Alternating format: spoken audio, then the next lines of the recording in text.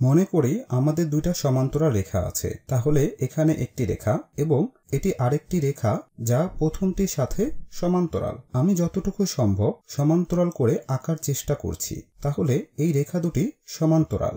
এখানে এই প্রতীক দিয়ে আমরা বোঝাতে পারি রেখা দুটি সমান্তরাল। এবং আমি এখানে একটি ছেদক আঁকি, তাহলে আমি একটি ছেদক আঁকছি, এটাও আরেকটি রেখা। আমি জানি এখানে এই কোণটি হলো 110 ডিগ্রি।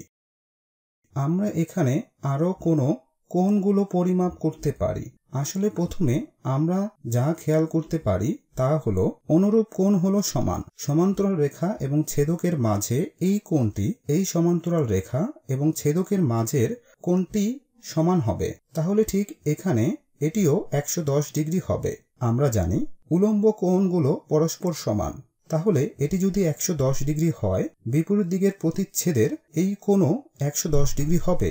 আমরা এই যুক্তি এখানেও প্রয়োগ করতে পারি, তাহলে এটি 110 ডিগ্রি হলে এটাও 110 ডিগ্রি হবে। আমরা আরো বলতে পারি, খেয়াল করো এখানের এই কোণটি এই কোণের অনুরূপ, তাহলে এরাও পরস্পর সমান।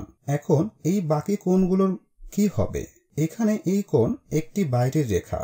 আমি ধারণা করছি তুমি বলতে পারো এটি এই কোণের সাথে এখানে একটি রেখা তৈরি করছে।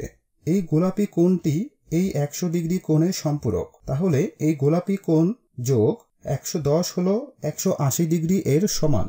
বা আমরা জানি এই গোলাপি কোণটি 70 ডিগ্রি হবে এবং আমরা জানি যে এই কোণের সাথে ঠিক এখানে এটি উলম্ব কোণ, তাহলে এটিও 70 ডিগ্রি।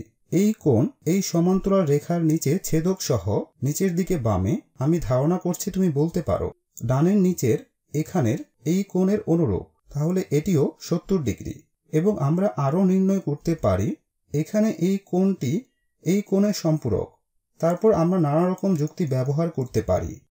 উলম্ব কোণ এর যুক্তি, দুই উপায় সম্পূরক কোণের যুক্তি বা অনুরূপ কোণের যুক্তি, কিন্তু সব ক্ষেত্রেই আমরা 70 ডিগ্রি পাবো।